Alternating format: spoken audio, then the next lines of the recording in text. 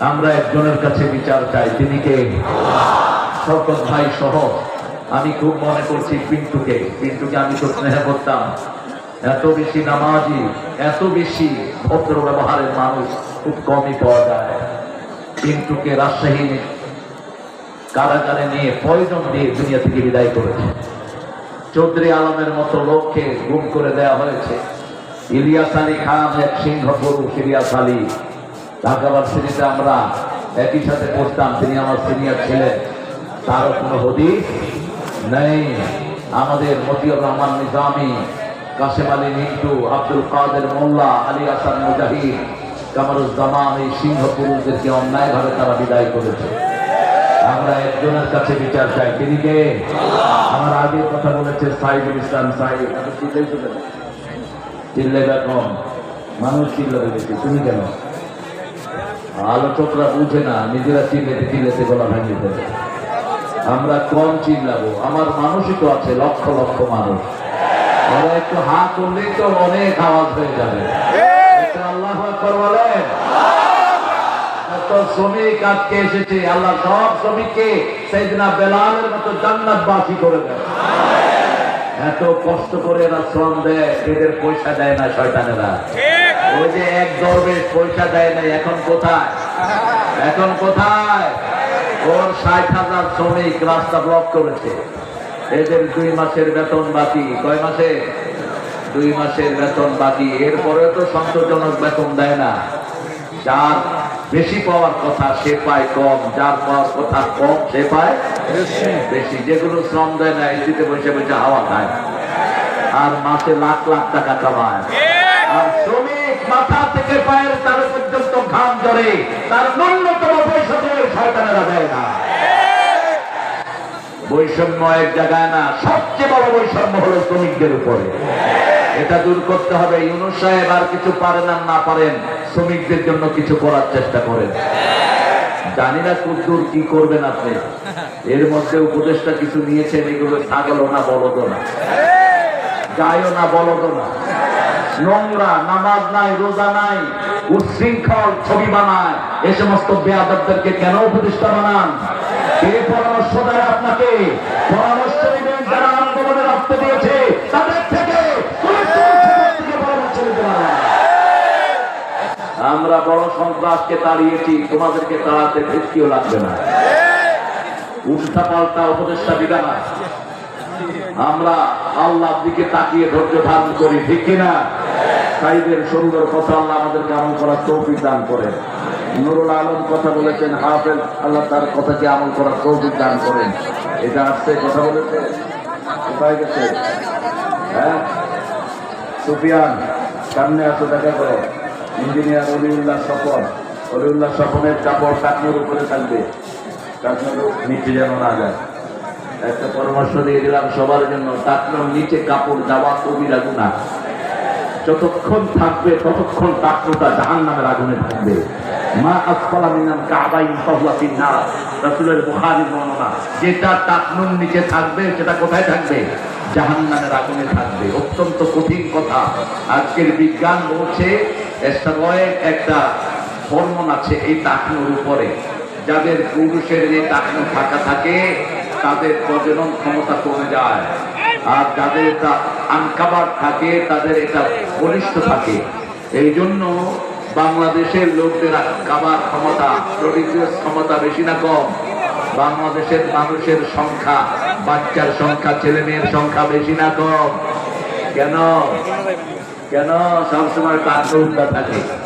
গ্রামের লোকদের তো এটা ঢাকাই হয় না, ওরা তো কাঁচা দিয়া চলে।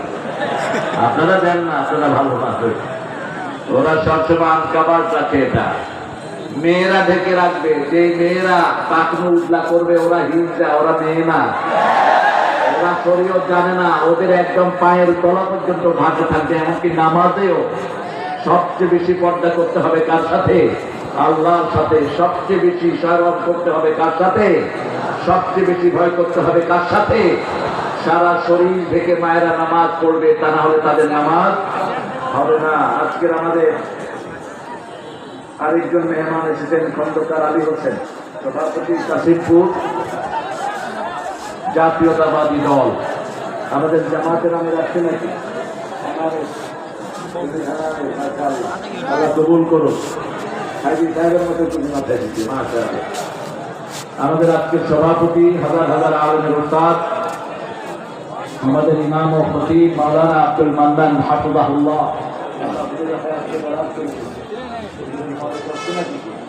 মুখে হাসিটা দিনে একদম। আপনারা যারা এসেছেন, মুস্তাফিজুর রহমান উপস্থাপনায় আছে, সুন্দর উপস্থাপক, বিশেষ করে অনেক ওলামা হযরত এসেছেন, আমাদের উস্তাদ সমতুল্য। এদের সবাইকে স্টেজে আনলে ভালো হতো। সবাই আসলে তো স্মার্ট হয়ে যাবে, এই জন্য আনা হয়নি।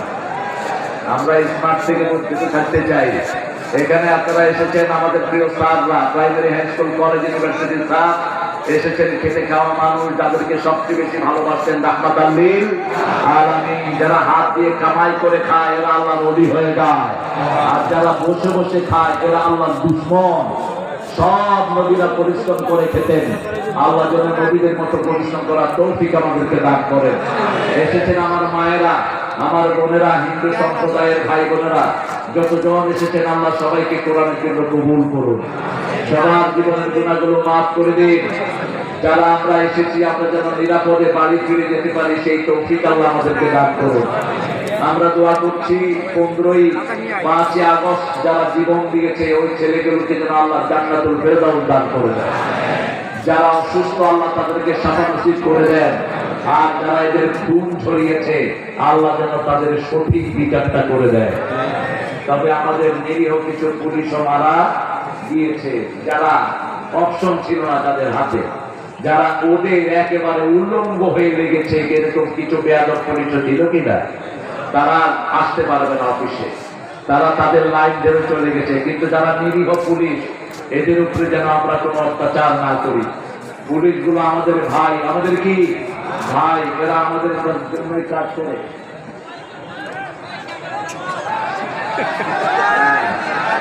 কেউ উঠতে পারবে না, আমরা সবাই একসাথে উঠবো। আমরা কিছু আমল নিয়ে যাব। রাসূল সবচেয়ে বেশি কোন সূরা পড়তেন বলেন? সবচেয়ে বেশি কোন সূরা পড়তেন? শত বছর ধরে তাফসীর শুনি, রাসূলের সুন্নাতটা জানি না। এই মোবাইলটা নামা দাও, এই মোবাইলটা মাথার উপরে দিয়েছে, নিচে নামাও, নিচে নামাও। কি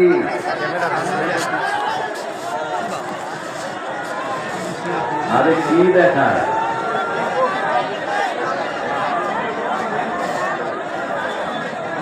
বসো বসো, চুপ করে বসো।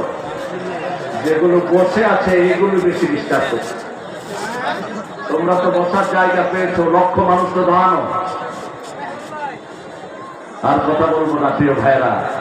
রাসূল সাল্লাল্লাহু আলাইহি ওয়াসাল্লাম সবচেয়ে বেশি পড়তেন কোরআনের প্রথম সূরা কোনটা? জোরে বলেন।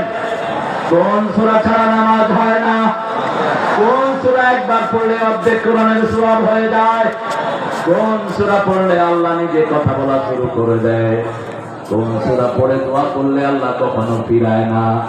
আলেম ওলামারা কোন সূরা পড়ে ফু দেয়? কোন সূরা পড়ে ফু দিলে রোগ ভালো হয়ে যায়? আলহামদুলিল্লাহি রাব্বিল আলামিন আর রহমানির রহিম মালিকি ইয়াউমিদ্দিন ইয়্যাকা না'বুদু ওয়া ইয়্যাকা নাস্তাঈন ইহদিনাস সিরাতাল মুস্তাকিম সিরাতাল লাযীনা আন'আমতা আলাইহিম গায়রিল মাগদুবি আলাইহিম ওয়ালাদ-দাল্লিন। আমিন। বলেন আমিন। আরো জোরে আমিন।